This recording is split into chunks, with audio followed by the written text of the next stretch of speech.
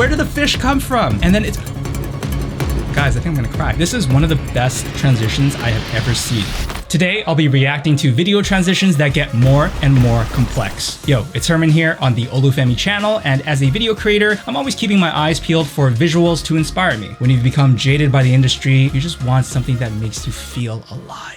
And the one thing that never fails to melt my brain is video transitions. It always feels like I'm watching a crazy magic trick when I see well thought out transitions because it catches me off guard and makes me wonder how it was done. Josh has made a list of video transitions that get increasingly complex for us to check out today, and I have no idea what I'm getting myself into. Let's jump right into it and start with video transition number 1.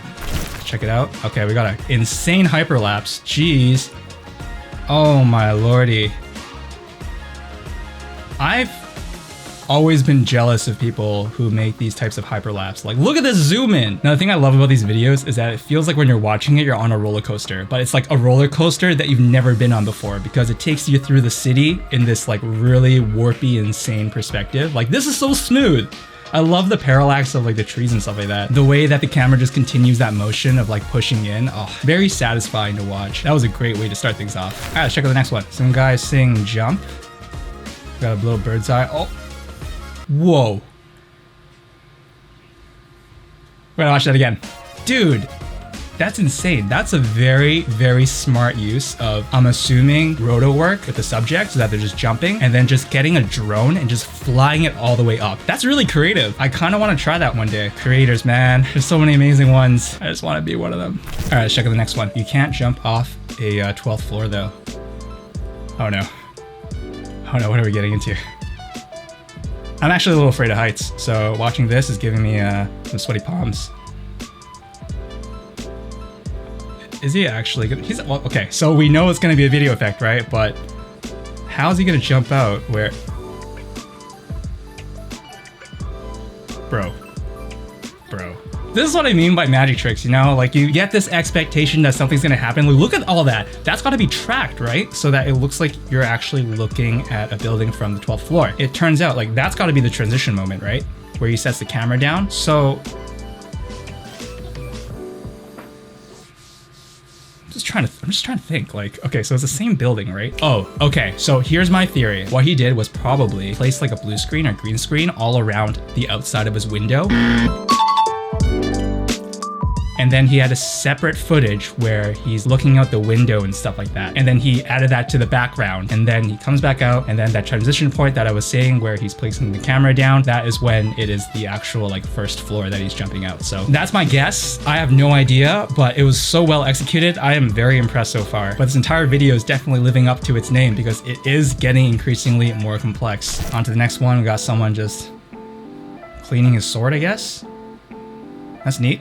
We got a little zoom in. Oh no, what's gonna happen in this zoom in? I feel the suspense from this zoom in. And then we see like the background and it's a fish. It's a fish. Where did the fish come from? And then it's a lake?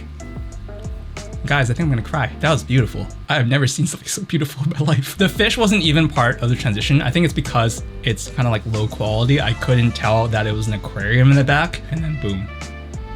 That's so clean. I mean, this is actually not very hard to accomplish. If you just look at the video, you can tell that wavy line of the water is probably where they masked it. But what's really interesting and makes it feel very convincing is that there's this upward jib movement that's happening with the camera so that the perspective is still correct. It makes it look like it's the same water. Oh man, no, that was a treat. This list, I am not ready for the rest. Since we are on the topic of transitions, here's a fun fact about my love of transitions. Now, a few months back, I spent $250, which is my grocery money, for a circuit bender and other hardware so that I could create a unique style of transition inspired by circuit bending. And because I spent my money on new gear, like only an insane person would, I had to eat ice cube sandwiches for a month. Not the tastiest thing, very soggy, but it was eventually worth it. Keyword is eventually. You see, for weeks, I would just fail at making circuit bending look amazing, and every time I created something, it just looked kind of off to me, but fortunately, the day before I planned on giving up, it started to click and I was just creating the most beautiful lo-fi aesthetic eye candy transitions I had ever seen. And that's when I decided that I didn't want you to have to spend $250 of your grocery money and lose weeks of your life learning something new for some amazing transitions. So I spent weeks finding fine-tuning the output from my hardware and using it to create an easy-to-use After Effects project that you can just drop any footage in and add incredible circuit bending glitch transitions. So click the link in the description or in this video to get them today. All right, back to the transitions. I don't know what I'm doing. That was not a cue for transitions. All right, we got another TikTok. We got a train. Okay, he whips back to himself. And then he threw it. Hold up a second. What? Okay, he turns the phone over. He chucks it over.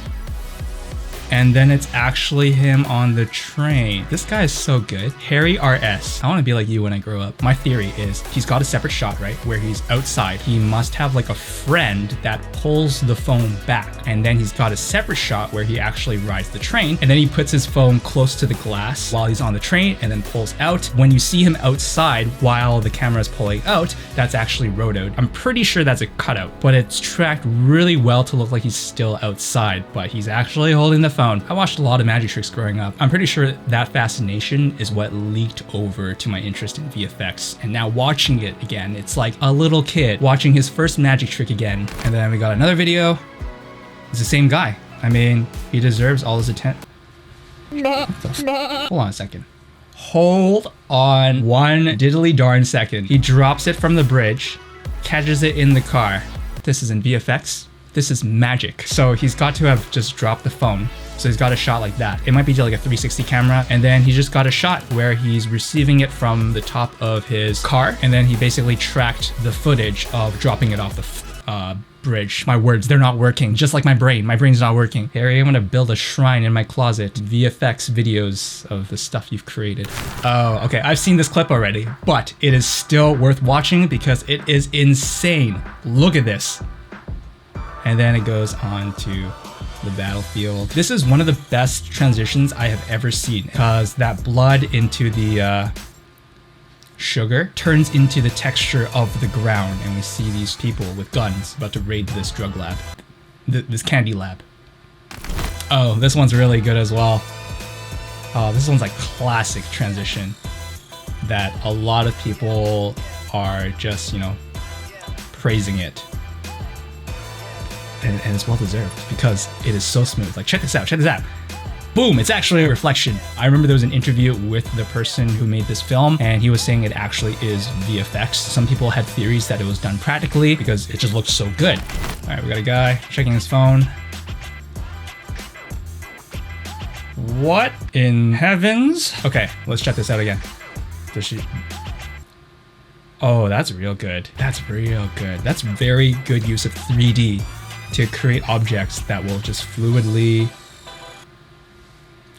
Now, you know what this really reminds me of? The Old Spice commercial, where the guy's like riding on a horse and then he's like holding the Old Spice and they're like pearls and stuff like that. It's the way that the set just breaks down and reveals the next scene. It just always feels like there's a surprise after surprise. It's like a surprise cake. And this is a video that feels like it was inspired by that. I feel like the walls are done in 3D because you can see it kind of like fade away into white before it reveals the forest scene. But I think what's really impressive about this is that it's not just the background that changes, or it's like a quick transition. You can see the process of the different things while it's changing from one environment to another. The background's not just changing, but the outfit. So you can see like the hat comes on, the walkie-talkie just kind of like grows, and before you know it, the outfit is entirely changed and it looks very intricate. There you have it, guys. I hope you enjoyed watching those transitions as much as I did. Let me know down in the comments which one was your favorite. Now, if you want more videos like this or tutorials or challenges, make sure to subscribe to the Olufemi channel so that you don't miss the next video from the amazing teachers here. My YouTube and Instagram are below if you want to stay in touch with what I'm up to. And don't forget to check out my circuit bending glitch transition pack. Link is in the description. Thank you all for watching, and I'll see you guys in the next one.